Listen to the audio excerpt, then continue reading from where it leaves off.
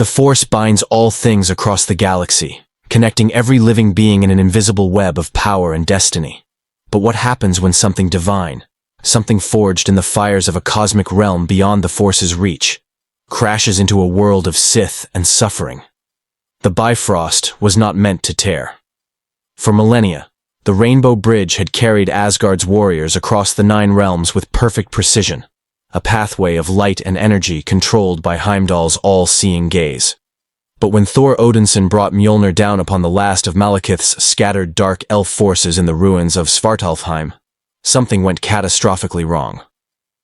The dark elf technology, ancient, corrupted, designed to unmake reality itself, reacted with the Bifrost's energy in ways even the Asgardians could not predict.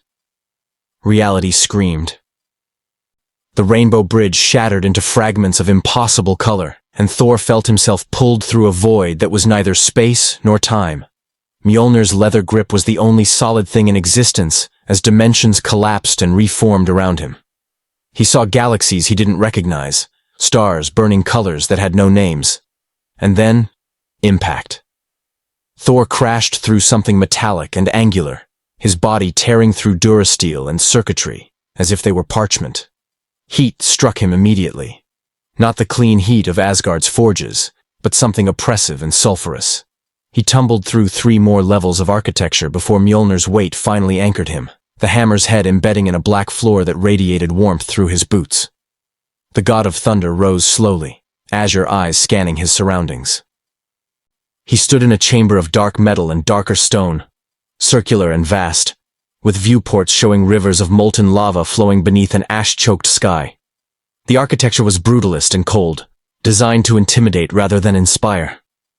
Alien technology hummed in the walls, machines whose purpose he couldn't fathom. "Heimdall?" Thor called out, his voice echoing off the obsidian walls. "Heimdall, can you hear me?"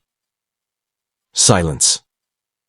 Not even the faint whisper of the Bifrost's energy, that subtle vibration every Asgardian could feel at the edge of consciousness. Thor was alone in a way he hadn't been since childhood, cut off from the 9 realms entirely. He pulled Mjolnir from the floor with a sound of grinding metal and turned toward the chamber's entrance, a massive doorway that irised open with a mechanical hiss. Beyond lay corridors lit by emergency lighting, and in the distance, an alarm began to wail. Thor strode forward with the confidence of a warrior who had fought frost giants, dark elves, and the armies of hostile realms. Whatever world he'd landed on, he would find his way home. He always did. He didn't sense the eyes watching him through the Force. In the deepest chamber of Fortress Vader, where meditation was less peace and more penance, Darth Vader felt the disturbance. It was not like other Force presences, not the terrified flutter of a hidden Jedi, or the ambitious burning of an Inquisitor seeking favor. This was nothing. A void where something powerful should register, like a star that emitted no light but warped space around it nonetheless. The Dark Lord rose from his meditation chamber, his cape settling around armored shoulders as life support systems adjusted to his movement. Through the fortress sensors, he had already witnessed the impossible. An entry trajectory with no ship, no hyperspace signature, just a body falling through his roof with enough force to crater 3 levels. Security footage showed a warrior in strange armor pulling a silver hammer from the wreckage. Humanoid, but clearly not human. Something in the way he moved suggested strength beyond what any organic being should possess. The intruder's eyes glowed with barely restrained power, and when he spoke, it was in no language the Imperial databases recognized. Vader's respirator hissed with mechanical rhythm as he strode through his fortress, stormtroopers scrambling out of his path. Let them maintain perimeter security. This intruder was his alone. The confrontation came in the fortress's main atrium, where ancient Sith statues loomed over a floor of polished obsidian. Thor emerged from one corridor as Vader entered from another, and for a long moment, the 2 warriors simply observed each other. Thor saw a figure encased entirely in black armor, cape flowing despite the still air, breathing with a rhythm that spoke of more machine than man. A weapon hung at his belt, cylindrical, elegant in its simplicity. The man's presence radiated suffering and rage, familiar emotions to one who'd known his brother Loki's darkness.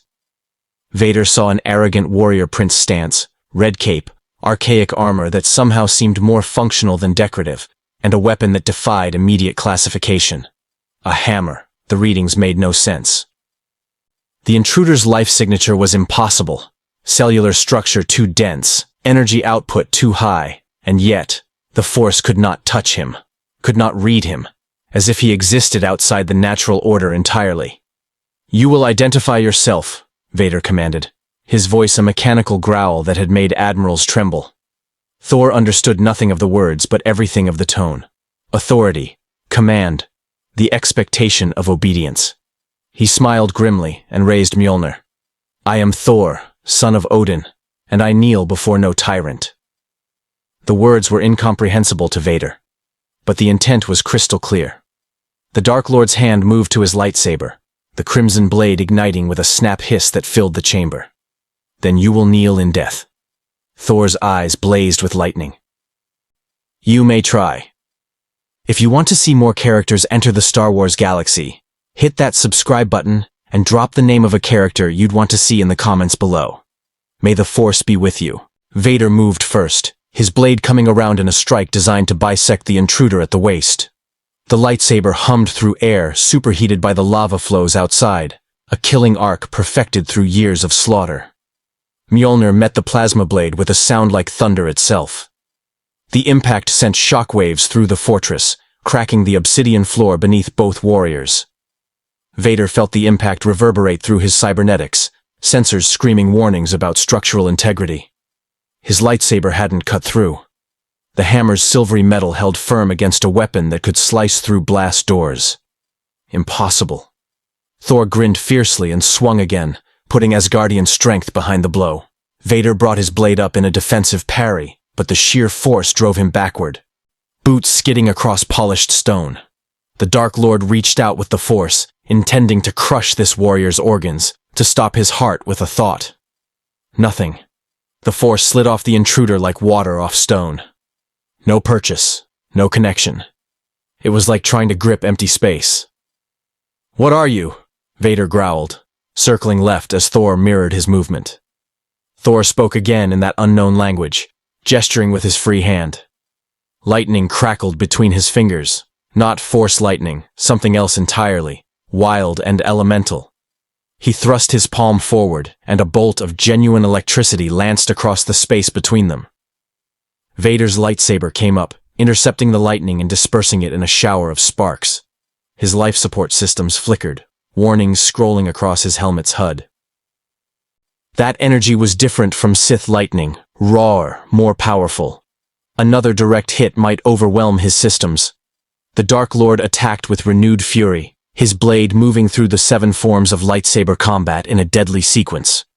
Vader had killed Jedi Masters with this combination. Feints high, strike low, force push to create distance, leap to elevated position for killing blow. Thor blocked, dodged, and adapted with a warrior's instinct. He had fought for over 1,500 years across 9 realms against enemies ranging from cosmic entities to armies of darkness. The black-armored warrior was skilled, undeniably so, but his techniques were learnable. Thor began to read the patterns, anticipating strikes. When Vader unleashed a force push that should have sent any opponent flying through the wall, Thor merely swayed slightly as if buffeted by a strong wind. Mjolnir came around in a devastating horizontal sweep that caught Vader across the chest plate. Durasteel buckled. The Dark Lord crashed into a Sith statue, shattering its base. Vader rose, breathing labored, internal damage reports flooding his consciousness. A rib had cracked, one of the few organic parts remaining. This intruder could harm him in ways few beings in the galaxy still could. "You fight with honor," Thor called out, hammer held ready. "But you serve dishonor. I have known warriors like you, consumed by darkness, wielding power without wisdom." Vader couldn't understand the words, but he felt their judgment. This stranger looked at him and saw something pitiful. The rage that fueled the dark side surged through Vader's veins, burning away the pain. He raised both hands, and the fortress itself became a weapon. Debris from their battle, shattered stone, twisted metal, broken machinery, lifted into the air around them. Vader had moved Star Destroyers with the Force when sufficiently motivated. Now he directed dozens of projectiles at this untouchable enemy, each piece accelerating to lethal velocity. Thor spun Mjolnir in a defensive arc, the hammer moving faster than eye could follow. Metal shards pinged off its surface, stone chunks shattered against its head. But even Thor couldn't block everything at once. A durasteel beam caught him across the shoulders, another across the thigh. They left dents in his armor but didn't penetrate. The god of thunder decided demonstration was more effective than words.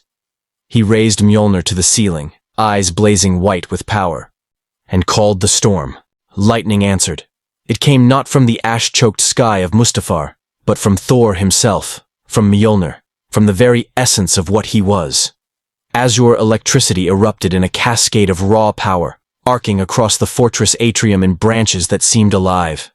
The energy found every conductive surface, walls, floors, machinery, and set them ablaze with crackling energy. Vader's prosthetics screamed in protest. His life support systems detected the electromagnetic surge and automatically shunted power to critical functions. But the lightning was everywhere, unavoidable, overwhelming. The Dark Lord raised his lightsaber and poured the Force into a barrier around himself, a technique that had saved him from artillery fire and thermal detonators. The lightning broke through it like tissue paper. Vader's world became pain. Every nerve that remained, every organic piece of his ruined body, registered agony as electricity coursed through his systems. His respirator stuttered, his vision flickered, and for a terrible moment he was back on Mustafar 20 years ago, burning, dying, screaming for help that wouldn't come.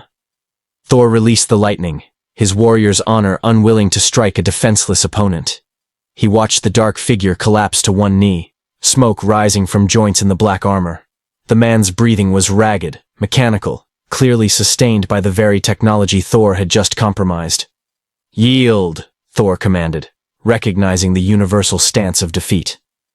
"There need be no death here, warrior. Tell me where I am, and I will leave in peace." Vader's vocabulator crackled, damaged by the electrical assault. "You know nothing of this galaxy." Each word was agony, but Vader forced them out through sheer will. Pain was an old companion. Pain was power. He reached into the Force, drawing on reserves he rarely touched. The dark side responded eagerly, feeding on his rage and suffering. Around the fortress, Mustafar's volcanic instability surged in sympathy with its master's fury. The ground trembled. The lava rivers outside began to roil and surge. Thor felt the shift, not through any mystical sense, but through a warrior's instinct for danger. The entire fortress was shaking, and through the viewports he could see rivers of molten stone rising higher, defying natural laws. "You would destroy your own stronghold?" Thor shouted over the growing rumble. "What manner of madness?" Vader rose, his damaged respirator hissing erratically, and thrust both hands toward the viewport. The transparasteel shattered, and a wave of lava surged inward, drawn by the Force into a weapon of liquid death. Thor's eyes widened, not in fear, but in recognition. This was sorcery, similar to Loki's tricks, but fueled by something darker, more primal. The Dark Warrior was willing to die if it meant his opponent died with him. The God of Thunder had faced worse. Mjolnir spun in his grip, building momentum until it blurred. Thor hurled it with all his strength directly at the incoming lava wave. The hammer struck the molten stone and kept going, its enchanted Uru metal impervious to heat that could melt durasteel. More importantly, the shockwave from Mjolnir's passage displaced the lava, sending it splashing harmlessly to either side. Thor raised his hand, and Mjolnir returned to his grip, the leather strap settling comfortably in his palm, as if it had never left. He looked at Vader across the ruined atrium, and for the first time, something like respect flickered in his eyes. "You fight until death," Thor acknowledged. "This is the way of true warriors. But I have no quarrel with you beyond your challenge. Stand down, or the next blow will not be a warning." Vader couldn't understand the language, but he understood defeat when tactical analysis demanded he acknowledge it. This intruder was physically superior, immune to the Force, and wielded energy weapons that bypassed every defense. Continuing this engagement would result in death. His death, specifically. The Dark Lord had not survived 20 years as the Emperor's enforcer by being foolish. Vader lowered his hands, though his lightsaber remained ignited. He stood in a neutral stance, neither attacking nor retreating. A stalemate, for now. Around them, the fortress continued to crumble, fires spreading through damaged systems, alarms wailing in increasing panic. Thor nodded slowly and began backing toward the hole he'd created in the ceiling, keeping his eyes on the Dark Warrior. He would find another way home. Perhaps there were sorcerers or scholars in this strange realm who could explain where the Bifrost had sent him. He was 5 steps from the opening when Vader spoke into his comlink, the transmission damaged but functional. All units, converge on the atrium. Non-lethal capture protocols. The Emperor will want this one alive. Thor didn't need to understand the words to recognize the tone of someone calling reinforcements. He smiled grimly, raised Mjolnir, and launched himself through the gap into Mustafar's burning sky. Behind him, Darth Vader collapsed against a wall, his respirator finally stabilizing, his mind already calculating.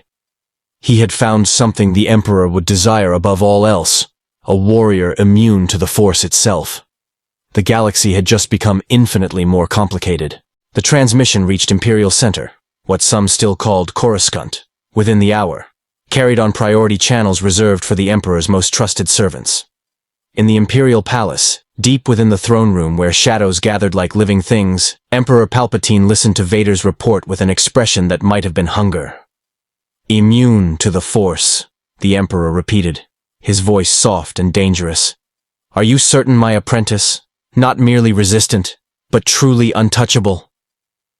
Vader's holographic form, transmitted across light years, flickered slightly as damaged systems struggled to maintain the signal.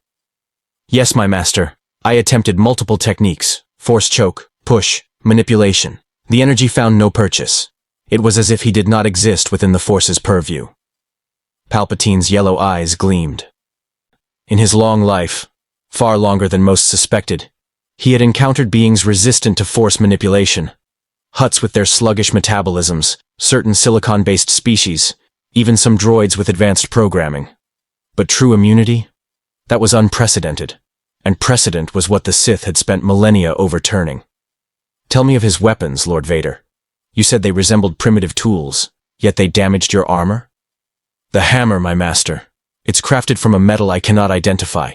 My lightsaber made no mark upon it, and his lightning—" Vader paused, and Palpatine heard genuine uncertainty in his apprentice's voice. "Was not Force lightning. Something else entirely. More powerful. More pure." The Emperor steepled his fingers, his mind racing through ancient texts and forbidden knowledge. "And you believe he fell from the sky? No ship?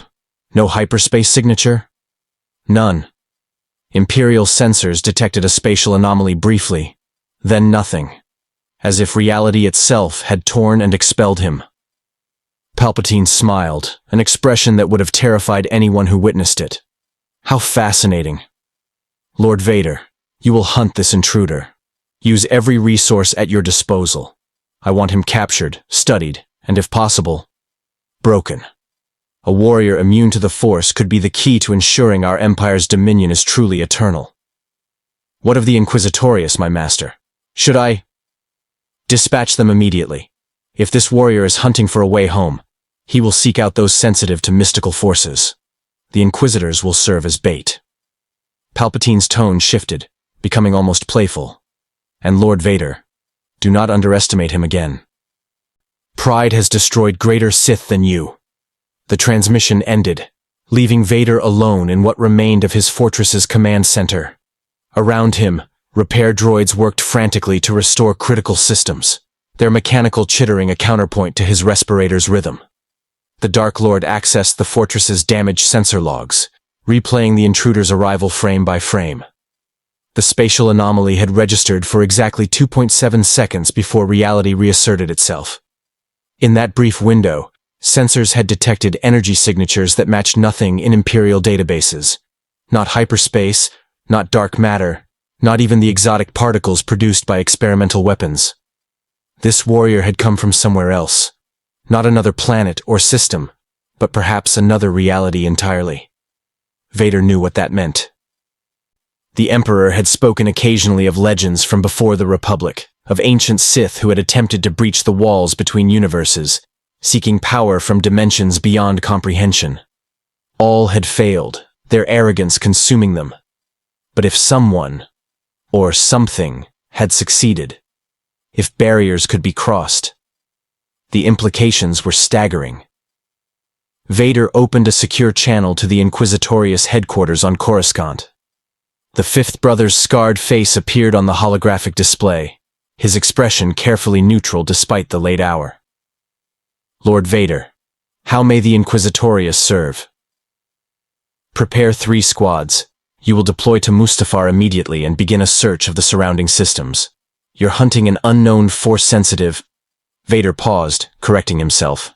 An unknown entity of significant power. He appears humanoid, armed with primitive weapons that are anything but primitive, and demonstrates control over atmospheric electricity. The fifth brother's eyes widened slightly. You wish us to capture or kill, my lord?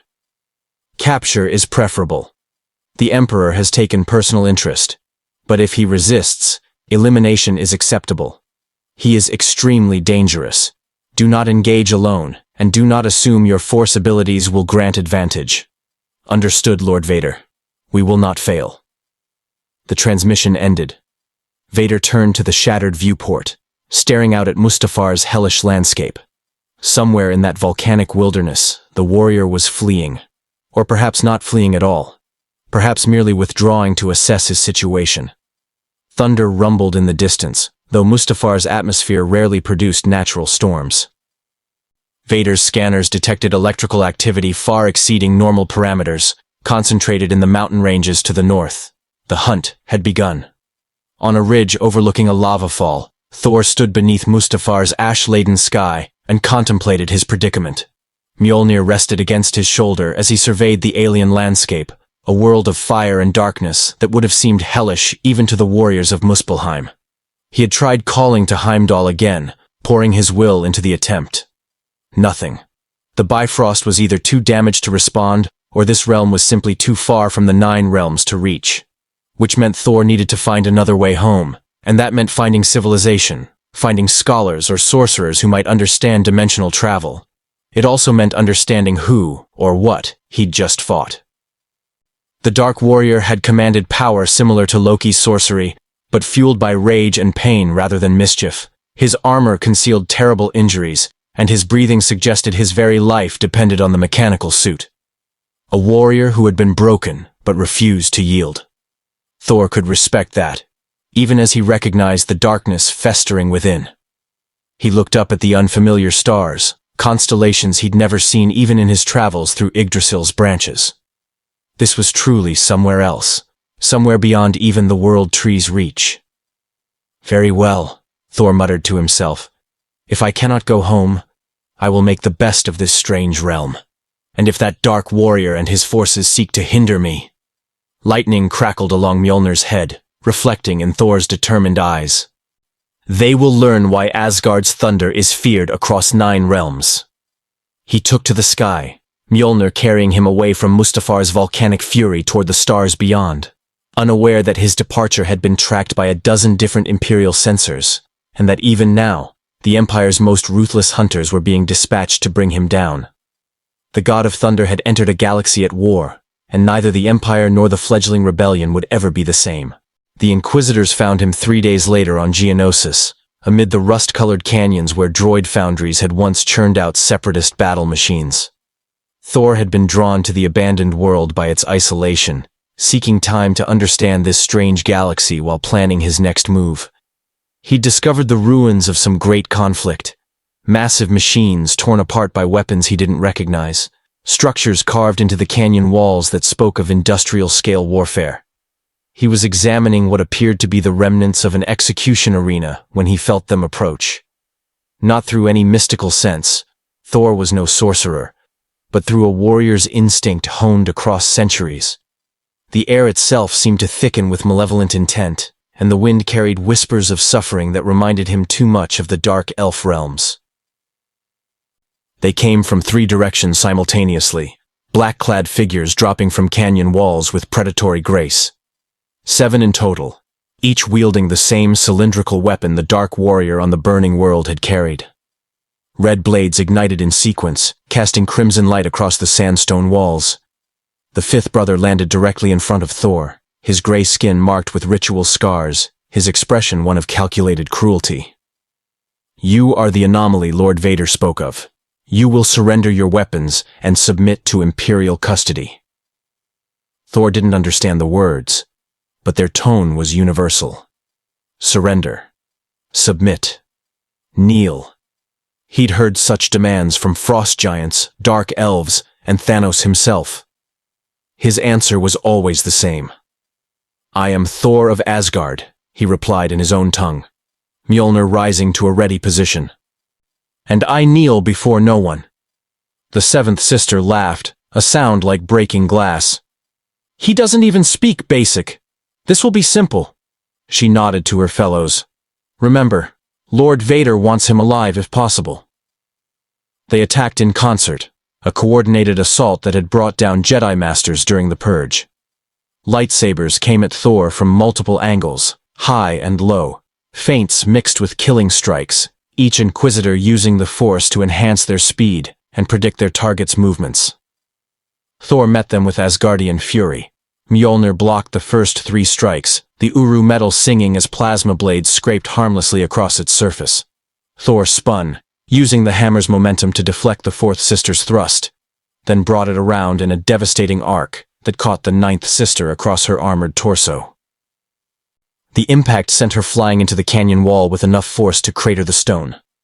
The 5th brother attempted a force push, expecting their quarry to stumble. Thor leaned into it as if facing a strong breeze and drove forward, his free hand catching the Inquisitor by the throat. The 5th brother's eyes widened in shock.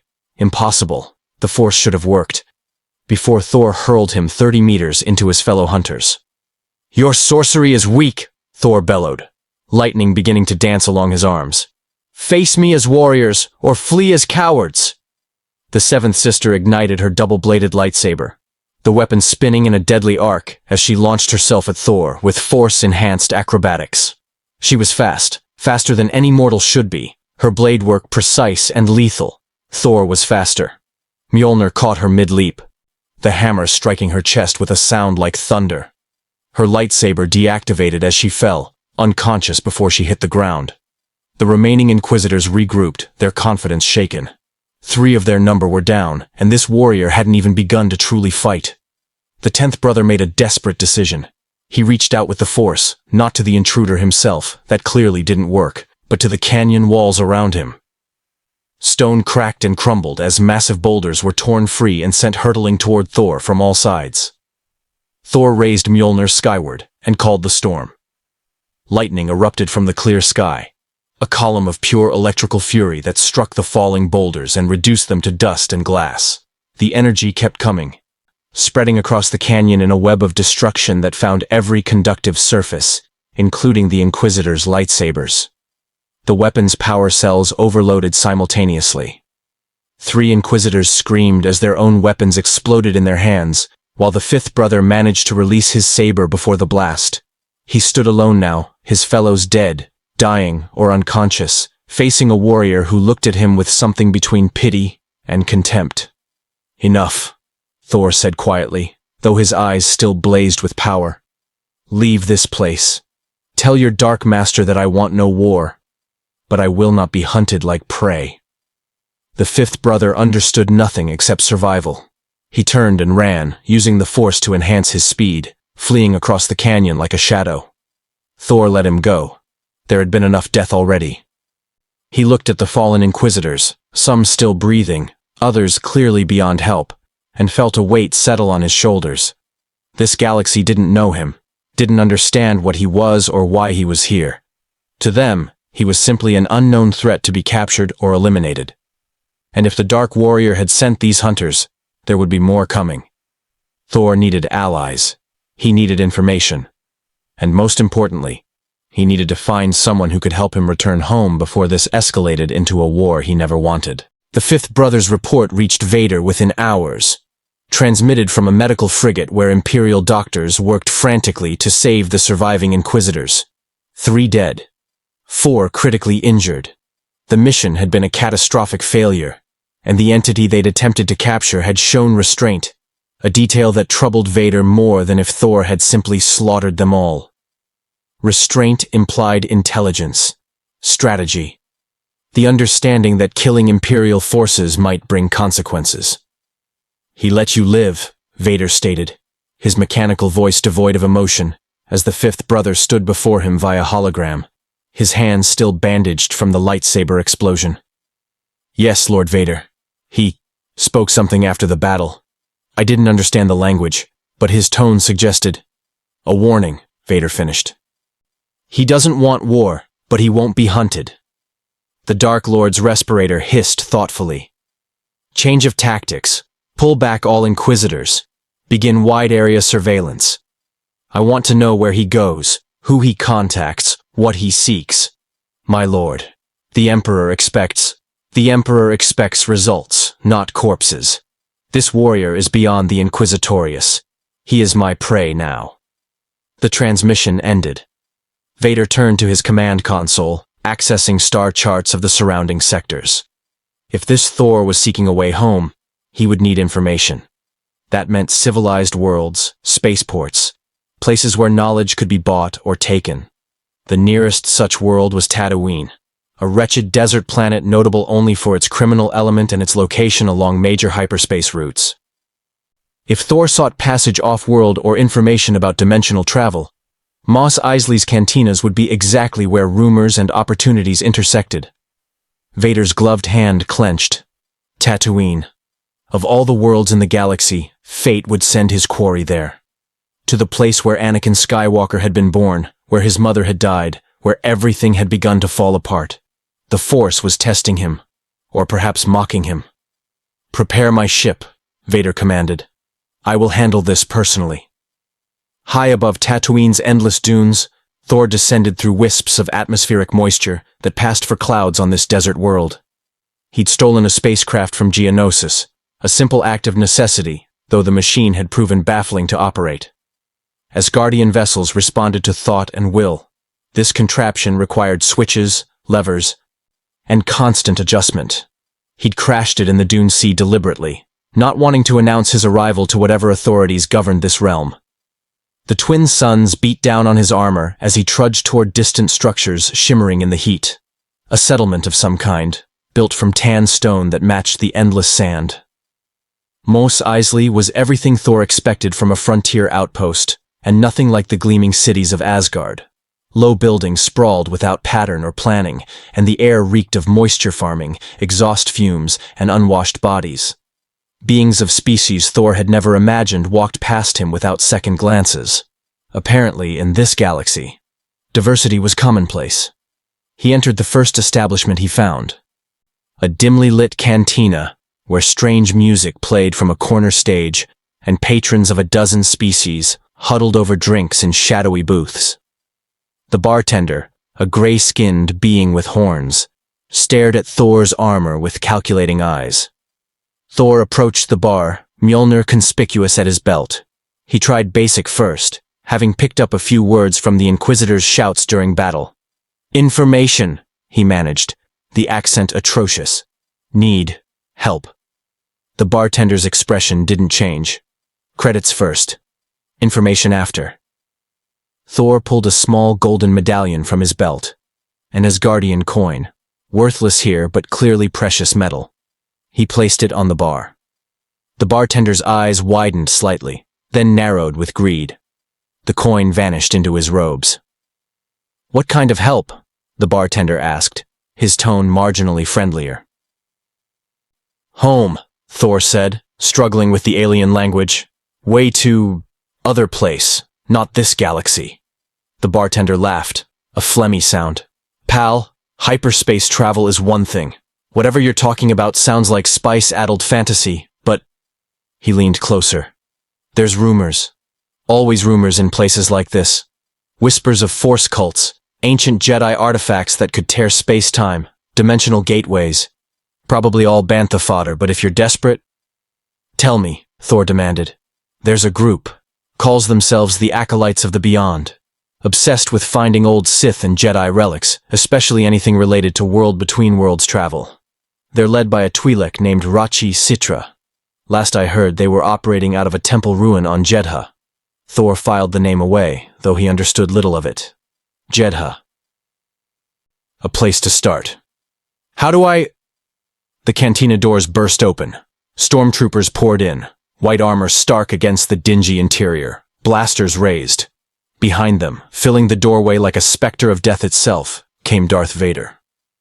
The cantina went silent. Even the band stopped playing mid-note. Vader's masked gaze swept the room and locked onto Thor with the inevitability of a star's gravity. You have led me on an interesting chase, stranger. But it ends here. Surrender, and I will ensure you are treated well.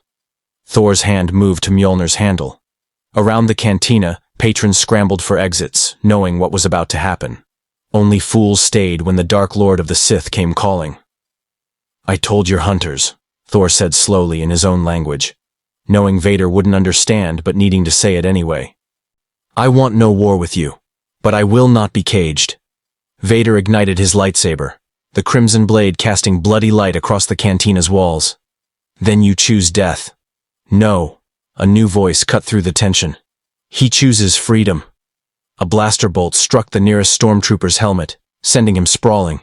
More shots followed from the cantina's back entrance, where a group of ragged rebels had suddenly appeared, humans and aliens alike, armed with whatever weapons they could scavenge, their faces hard with desperate courage.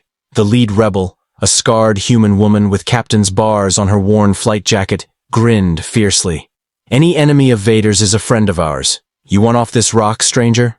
We've got a ship. Move. Thor looked between Vader and the rebels, calculating. He needed information about this Jedha place, and these newcomers seemed willing to help, likely for their own reasons. But Asgard had been built on alliances of convenience. He made his decision. Lightning exploded from Mjolnir's head, filling the cantina with crackling energy that arced between metal surfaces and sent the stormtroopers' weapons haywire. Thor charged through the chaos, following the rebels toward their promised escape, while behind him, Vader's enraged roar cut through the thunder. The rebel captain led Thor through a maze of back alleys, her squad providing covering fire as Imperial forces attempted to pursue. They reached a battered Corellian freighter that had clearly seen better decades, its hull patched with mismatched plates and its engines already whining to life. Inside, now, the captain shouted, and Thor dove through the hatch as blaster fire traced lines in the sand around them. The ship lifted off with a lurch that would have thrown a lesser warrior off his feet. And within seconds they were climbing through Tatooine's thin atmosphere with TIE fighters in pursuit. The rebels moved with practiced efficiency, manning gun turrets and navigation stations while their pilot, a Rhodian whose skin was a mottled green, threw the freighter through evasive maneuvers that pushed the aging vessel to its limits. Thor found himself strapped into a crash seat in the main hold, watching the rebels work with something like approval. These were warriors, whatever else they might be. The captain dropped into the seat across from him once they'd made the jump to hyperspace, her expression exhausted but triumphant. Captain Kira Sundral, Alliance to Restore the Republic. You just picked a fight with the Empire's most terrifying enforcer. I figure that means either you're insane, you're powerful, or you don't know what you've gotten yourself into. Thor understood perhaps one word in three, but her tone was clear enough. He gestured to himself. Thor. From far away. He struggled for words in this alien tongue. Not your war. Kira laughed bitterly. Yeah, well, it's everyone's war whether they want it or not. That's how the Empire works. They see something they want. Resources, planets, people. They take it. And anyone who resists? She drew a finger across her throat. You obviously resisted pretty hard back there. Vader looked like he wanted to tear you apart. He tried, Thor said simply. He failed. That got Kira's full attention. Her squad members, listening from their stations, exchanged glances. You fought Vader? Actually fought him? And you're alive? Thor nodded, noting their shock. Twice now. He is strong. Skilled. But his dark sorcery cannot touch me. And my hammer, he patted Mjolnir, is stronger than his burning blade. Silence fell over the hold. Finally, Kira leaned forward, her eyes intense. Listen, Thor from far away. We need every advantage we can get against the Empire. They've got Star Destroyers, legions of stormtroopers, and Force users like Vader who can kill with a thought. But you might be something they can't handle. You want me to fight your war, Thor said, understanding crystallizing despite the language barrier. I want you to help us survive long enough to fight it, Kira corrected. We got word you were asking about the acolytes of the Beyond. That's dangerous territory. Force cult stuff, Sith artifacts, the kind of things that get people killed. But if you're really looking for a way home, and if it involves that level of power. She paused, making a decision. The Alliance might be able to help. We've got contacts, salvaged Jedi archives, intelligence networks. You help us, we help you. Thor considered. He disliked being manipulated into alliances, but he recognized practical necessity. These rebels knew this galaxy. They had resources, information, and most importantly, they were enemies of the Dark Warrior and his empire. An empire that sounded distressingly similar to the worst excesses of realms Thor had opposed throughout his long life. Tell me of this empire, Thor said slowly. Of this Vader. Of why you fight. And so, as hyperspace rushed past the viewport in streams of impossible light, Kira Sundral told Thor of the Galactic Empire's rise. Of a republic that had lasted 1,000 years. Corrupt but functional, brought down by a Sith Lord's machinations. Of the Jedi Order, peacekeepers and mystics who wielded the Force for good, exterminated in a single night of betrayal. Of Emperor Palpatine, who ruled through fear and crushing military might. Of Darth Vader, once a Jedi hero named Anakin Skywalker, now a monster encased in black armor. The Emperor's enforcer, and the rebellion's nightmare. Of worlds subjugated, species enslaved, and descent crushed with overwhelming force. Thor listened, and with each detail, his expression grew darker. He had seen tyranny before. On Jotunheim, where frost giants preyed on weaker realms. In Svartalfheim, where dark elves plotted the universe's end. Even briefly on Asgard itself, when his own arrogance had nearly sparked unjust war. This empire was all of that magnified across an entire galaxy. Your empire, Thor said finally, his voice hard as the Uru that forged Mjolnir, is built on the same foundations as every tyranny I have spent 1,500 years opposing. Your emperor and his dark warrior, they are no different from the worst villains of 9 realms. So you'll help us? Kira asked, hope flickering in her eyes. Thor stood, Mjolnir in hand, and his presence seemed to fill the small hold with crackling potential. I will make you no promises of prolonged alliance. My quest is to return home, and that remains my priority. But while I walk this galaxy, I will not stand idle while darkness consumes the innocent. His eyes blazed with inner lightning. Take me to these acolytes you spoke of. If they have knowledge of crossing between worlds, I will extract it. And if your empire tries to stop me, thunder rumbled impossibly through the ship's hull. They will learn that gods do not kneel to emperors. The emperor's displeasure was a palpable thing, even transmitted across light years via hologram. Vader knelt in his private chamber aboard the Superstar Destroyer Executor, feeling the weight of Palpatine's regard like physical pressure. You allowed him to escape, the Emperor said softly. Again. The rebels interfered, my master. They had been tracking Imperial communications, anticipated our arrival. Excuses. The word cracked like a whip. You faced this warrior twice, Lord Vader. Twice you failed to capture or kill him. I begin to wonder if you fear him. I do not fear him, Vader replied, rage simmering beneath his mechanical calm. But I respect his power. He is unlike any opponent we have faced. The Force cannot touch him, lightsabers cannot harm his weapon, and his lightning is more destructive than anything the Jedi ever demonstrated. Palpatine's holographic form leaned forward, yellow eyes gleaming with terrible interest. Then perhaps direct confrontation is not the answer. You said he was asking about dimensional travel, about ways home. He is lost here, separated from wherever he came from. That is his weakness. What do you suggest, my master?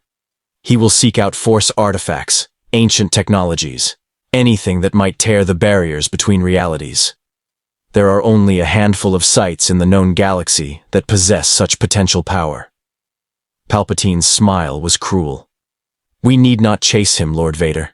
We need only wait at the places he must eventually go, and when he arrives, seeking his precious way home. We deny him, Vader finished. We make it clear that cooperation with the Empire is his only path. Precisely. Every Force cult, every archaeological site, every repository of ancient knowledge, we either control or destroy them. We make him so desperate, so isolated, that submission becomes preferable to endless wandering. The Emperor paused. And if the rebellion seeks to use him against us, all the better. Let them invest resources in this stranger.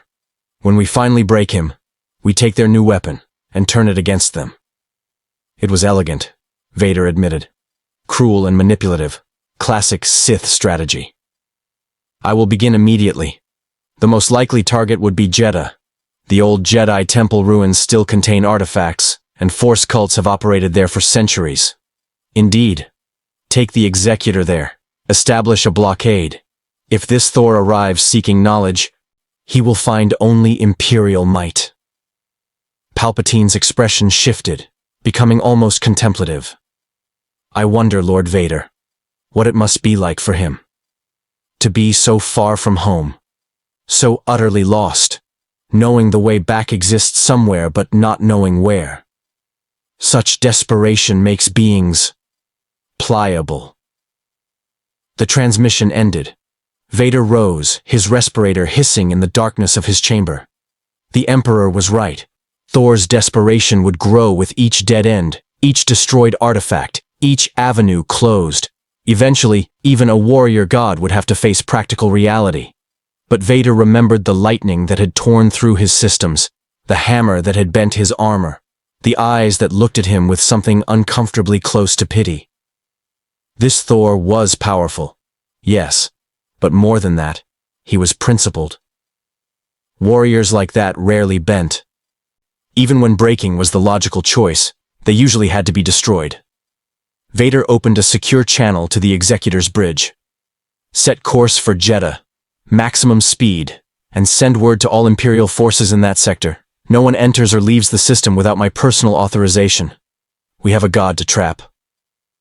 Aboard Kira's freighter, Thor stood before the viewport watching hyperspace stream past and thinking of Asgard. Of his father's throne room with its golden pillars reaching toward distant ceilings. Of the Bifrost's rainbow shimmer as it carried warriors across the stars. Of his mother's garden where even in Eternal Realm, seasons somehow changed. He thought of his friends, the Warriors 3 and Lady Sif, who would be searching for him now, scouring every realm for signs of where the Bifrost had sent him. Of Heimdall, whose all-seeing eyes must be blind to wherever Thor now walked. Of Loki, who despite his schemes and tricks was still his brother, and who would be, what, worried? Amused? Plotting how to use Thor's absence to his advantage? Probably all three. Credits for your thoughts? Kira said, approaching with 2 cups of something that steamed but smelled nothing like Asgard's mead. Thor accepted one, sipped it, and grimaced. You call this drink? It's calf, keeps you alert on long flights, and it's all we can afford. She leaned against the viewport beside him. You get homesick a lot, Thor, from far away? I miss my realm, Thor admitted. My people, my purpose. He gestured at the streaming light beyond the transparisteel. Here, I am simply a stranger, lost. Chasing rumors of magic that might not even exist. The acolytes aren't just rumors, Kira said. They're real, and they're dangerous. Force fanatics who think playing with Sith artifacts will give them power. Most of them die horribly. But their leader, Rachi Sitra, she's supposed to have a piece of a world between worlds gateway. Don't ask me what that means. Force mysticism was always above my pay grade. But if anyone in this galaxy knows about crossing dimensional barriers, it'd be her. Thor nodded slowly. And your alliance wants something in return for taking me to her. smart as well as strong. Kira smiled grimly. We want you to consider that if you can't get home, not immediately, maybe not for a long time, you could do worse than helping us fight the Empire. You're powerful, Thor. Powerful enough that Vader himself came after you personally. That kind of power could save millions of lives. I am not a weapon to be wielded, Thor said quietly. No. You're a warrior who fights tyrants. I've seen enough warriors to recognize the type. Kira drained her calf. The Empire is tyranny on a galactic scale. Everything you fought against in your own world, magnified 1 billion times over. If you stay here even temporarily, eventually you'll have to choose. Stand against it, stand with it, or stand aside while it crushes everything good in this galaxy. Thor said nothing, but lightning flickered briefly across his eyes. In the distance, far across the galaxy, a superstar destroyer dropped out of hyperspace over a desert moon called Jedha, and thousands of stormtroopers began deploying to the surface with orders to secure every force-related site and wait for a thunder god to appear. The trap was set. The pieces were moving, and neither side fully understood what would happen when an immovable object of Asgardian honor met the unstoppable force of Imperial will. Jedha's holy city rose from desert sands like a prayer carved in stone. Ancient temples and monasteries climbing toward thin atmosphere where the moon's meager air barely sustained life. Thor stood at the edge of the landing platform, where Kira's freighter had set down in the Pilgrim District, watching Imperial star destroyers cast shadows across the sacred architecture. They're already here, Kira muttered, scanning the massive vessels through electro-binoculars. Vader knew we'd come. This whole thing is a trap. Thor's jaw tightened. Then we spring it. I have not come this far to be turned away by threats. They moved through streets choked with refugees and pilgrims, past stormtrooper patrols that eyed every passerby with suspicion. The Acolytes' temple hideout was in the lower districts, carved into bedrock where ancient Jedi had once meditated on the Force's mysteries. Kira's contact led them through passages that reeked of incense and desperation, finally stopping before a sealed door marked with symbols Thor didn't recognize. Rachi Sitra was a Twi'lek woman whose leku were decorated with ritual tattoos, her eyes holding the manic gleam of someone who'd stared too long into abysses that stared back. She studied Thor with unnerving intensity as Kira made introductions in basic. A being outside the Force, Rachi whispered, circling Thor like a predator. I can feel the absence of you, like a hole in reality. She laughed suddenly, the sound echoing off stone walls. And you want to go home, to cross between worlds, between universes entire. Do you know what you ask? I know I will do whatever is necessary, Thor replied through Kira's translation. Rachi produced a crystalline artifact from her robes, a fragment of something larger, pulsing with strange energy that made Thor's skin prickle. This is a piece of the Mortis Gateway, broken millennia ago when beings of pure force tried to escape their realm. With enough power channeled through it, theoretically it could tear a hole to somewhere else. You're somewhere else, perhaps. Theoretically? Kira interjected. What does it need? More energy than exists on this entire moon. The kind of power that fueled the ancient Sith superweapons, or the Jedi's greatest artifacts. Rachi's smile was sharp. Or perhaps the kind of power contained in a being who commands storms and stands outside the Force itself. Thor reached for the fragment. The moment his fingers touched it, lightning erupted, not from him, but from the crystal, as if it recognized something in his essence.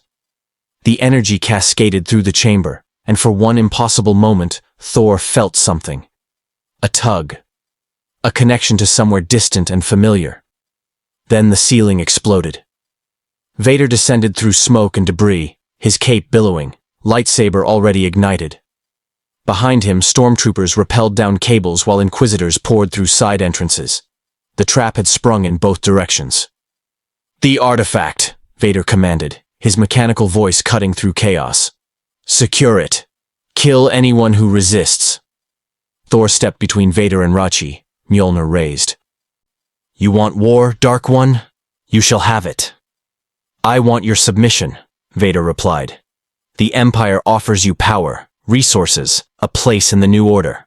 Or I can bury you in this temple and take the artifact from your corpse. Choose. Thor's answer was lightning. It erupted in a maelstrom that turned the temple chamber into a storm's heart. Vader's force barrier absorbed the first assault, but the intensity was beyond anything he'd faced. His life support systems screamed warnings as electricity found every gap in his armor.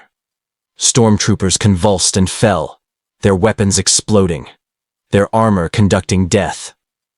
Vader struck back with the Force itself, tearing massive stones from the walls and hurling them with killing velocity. Thor shattered them with Mjolnir, advancing through the barrage like an avalanche given purpose. The Dark Lord met him blade to hammer, and the impact sent shockwaves that cracked the temple's foundation. You cannot win, Vader snarled, his rage fueling dark side power that made shadows writhe and twist. This galaxy will never accept you. You are a lone stranger, alone and lost. Thor hammered Vader's guard, each blow denting the Dark Lord's armor further. I have stood alone against armies, alone against gods. Your empire is nothing compared to what I have faced. Behind them, Kira and her squad fought desperately to hold off Inquisitors while Rachi clutched the artifact, chanting in languages older than the Republic. The crystal's glow intensified, responding to the clash of titans before it, feeding on the raw power being unleashed. Vader reached deep into the Force, drawing on reserves that always carried a cost.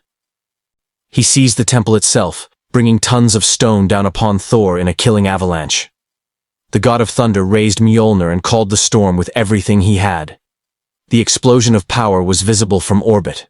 Lightning met collapsing stone, met Force energy, in a cataclysm that vaporized the temple's entire upper structure. The shockwave flattened buildings for 3 blocks. Imperial forces were thrown like leaves in a hurricane. When the dust cleared, Thor stood in a crater, his armor scorched but intact, Mjolnir crackling with residual energy. Vader lay 20 meters away, his respirator damaged and sparking, one arm bent at an unnatural angle, buried under rubble. Thor approached slowly, hammer raised for a killing blow. He looked down at the broken figure who'd hunted him across star systems, and saw not a monster, but a warrior who'd lost everything and chosen darkness to fill the void. You could have been better, Thor said quietly in his own tongue. Whatever you once were, you chose this path. But I will not be your executioner. He turned away, finding Kira and Rachi in the wreckage. The Twi'lek held the crystal aloft, now blazing like a captive star. It's charged, she shouted over the ringing in everyone's ears. The power you released, it's enough. I can open a rift. Do it, Thor commanded. Rachi slammed the crystal into the crater's center and began channeling every technique she'd learned from forbidden texts. Reality screamed. Space itself began to tear, a wound in the fabric of existence that showed not hyperspace but something else. Rainbow light, familiar and impossible, the signature of the Bifrost. Thor. You have to go now, Kira yelled. That rift won't hold. Thor looked at her, at this warrior who'd risked everything to help a stranger. Thank you, Captain. Fight well. Fight honorably. And remember. The rift exploded outward. Rainbow light flooded the crater, and Thor felt the pull of home, of Asgard, of the 9 realms calling him back. He raised Mjolnir and let it carry him into the light. Behind him, Vader struggled to his feet, reaching out uselessly with the Force toward the closing gateway. His prey was escaping. His failure was complete. The last thing Thor saw of the galaxy far, far away was Kira Sundral saluting. A warrior's acknowledgement that transcended words or worlds. Then the rift sealed. Reality reasserted itself. And Thor was gone. The Bifrost caught Thor mid-flight and hurled him across dimensional barriers that had never been meant to breach. He tumbled through the Rainbow Road, Mjolnir clutched tight, as reality reformed around him according to laws he understood. The suffocating alienness of that other galaxy, its strange force, its unfamiliar stars, fell away like a discarded cloak. He landed hard on Asgard's golden streets, right before the observatory where Heimdall stood with sword drawn, eyes wide with relief and shock. "My prince," Heimdall breathed. "You've been gone for 3 weeks. We searched every realm, every shadow." "Not every realm," Thor interrupted, rising slowly. "I was somewhere beyond your sight, Heimdall. A galaxy that exists outside Yggdrasil's branches, where magic operates by different rules and darkness wears technological armor." Within the hour, Thor stood before Odin's throne, recounting his journey to a father who listened with growing concern. The Allfather's single eye gleamed with ancient knowledge as Thor described the Empire, the Force, and the Dark Warrior who commanded storms of malevolent energy. "You were fortunate to return," Odin said finally. "The barriers between universes are meant to remain sealed. What dark elf weapon you triggered, it created a wound that should never have opened." "But it did open," Thor replied, "and I saw a galaxy suffering under tyranny. I saw warriors fighting against impossible odds. Father, I gave them hope." "False hope," Odin interrupted gently. "You are home now, Thor. That galaxy's fate is not Asgard's burden to bear." Thor wanted to argue but recognized the weight of his father's wisdom. He'd returned to his responsibilities, his realm, his purpose. The rebellion he'd briefly aided would have to find its own salvation.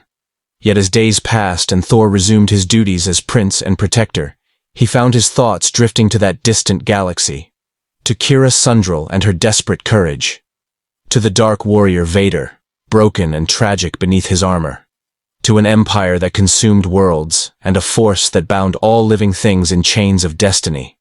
In the palace library, Thor researched every text on dimensional travel, on universe-spanning conflicts, on times when Asgard had intervened in realms beyond the Nine. The precedents were few and always costly, but they existed. "You're thinking of going back," Sif said one evening, finding Thor poring over ancient manuscripts. "I gave them my word I sought only to return home," Thor replied. "But I also said I would not stand idle while darkness consumed the innocent. If I could return, if the way could be opened safely, you'd charge back into that war like you charge into every battle." Sif smiled sadly. "That's who you are, Thor. But consider, maybe your presence there, however brief, was enough. Maybe you gave them something more valuable than your hammer. Proof that the Empire isn't invincible, that beings exist who cannot be controlled by their force or intimidated by their weapons." Thor considered this. In his final glimpse through the closing rift, he'd seen Kira's salute, respect between warriors, acknowledgement of what had passed between them. Perhaps that was enough. Perhaps legends didn't need to be permanent to be powerful. In the galaxy far, far away, the story of Thor spread like wildfire through rebel channels. A warrior immune to the Force, who'd fought Vader twice and survived. Who'd called lightning from clear skies and shattered Imperial might with a hammer of impossible metal. Who'd arrived from nowhere and departed to nowhere, leaving only wreckage and hope in his wake. The rebellion didn't know if he'd ever return, but they knew now what the Empire feared most. Powers beyond its control, beings who refused to kneel, and the possibility that tyranny wasn't as absolute as Palpatine claimed. In his fortress on Mustafar, Vader stood before the viewport watching lava flows and contemplating failure. The Emperor had been displeased. 3 Inquisitors dead, the Jedha Temple destroyed, and the anomaly escaped back to wherever it had come from. But Vader found himself oddly satisfied. He had fought a warrior of genuine power, someone who couldn't be dominated through the Force or intimidated through fear. The battle had been pure, honest. No manipulation, no politics, just skill against skill, power against power. It reminded him of something he'd almost forgotten, of who he'd been before the armor, before the dark side, before everything had burned away on this very world. The thought was dangerous. Vader crushed it, burying it under rage and duty. He was the Emperor's weapon, nothing more. The anomaly was gone, the threat neutralized. Yet sometimes in his meditation chamber, Vader would replay the battle, would analyze Thor's techniques, his honor, his refusal to kill a defeated enemy. would wonder what it meant that beings existed beyond the Empire's reach, beyond even the Force itself. And in those moments, something small and broken deep within the machine that was Darth Vader would whisper, "There is still good in the galaxy. Still warriors who choose honor over power. Still hope." Then the whisper would die, crushed beneath the weight of the dark side, and Vader would return to his duties as the Empire's enforcer. But the whisper had existed, and that was something the dark side could never quite destroy. The collision between Thor Odinson and the Galactic Empire lasted only days, but its reverberations echoed across decades. The God of Thunder had proven what the rebellion desperately needed to believe: that the Empire wasn't omnipotent, that Vader could be beaten, that beings existed beyond Palpatine's reach. In the years that followed, whenever rebel forces faced impossible odds, someone would invoke the story of the stranger with the hammer. The warrior who'd fought Vader on Mustafar and Jeddah and walked away. Who'd commanded lightning that overwhelmed force barriers and wielded weapons that shattered Imperial technology. Some called it propaganda, others called it myth. But those who'd been there, Kira Sundral and her squad, the surviving Inquisitors, the stormtroopers who'd witnessed the battles, they knew the truth. They'd seen what happened when something from beyond their reality crashed into their war. They'd seen a god refuse to kneel. Whether Thor ever returned to that galaxy remains unknown. Perhaps the dimensional barriers remain sealed, keeping the universes separate as they should be. Perhaps somewhere in Asgard's halls, Thor still studies forbidden texts, seeking a way back to keep promises made to desperate warriors. Or perhaps it doesn't matter. Perhaps the greatest impact wasn't Thor's power, but his principle. The demonstration that tyranny always faces opposition, regardless of where that opposition comes from. In the end, Thor left the galaxy far, far away with something more valuable than victory. The unshakable reminder that even in a universe bound by the Force, even in a galaxy crushed beneath the Empire's heel, there are powers that answer to no master, warriors who define their own destiny, and thunder that bows to no darkness. The Force binds all things, but some things exist beyond even the Force's reach, and that truth alone was worth more than any army. May the Force be with you. More stories await.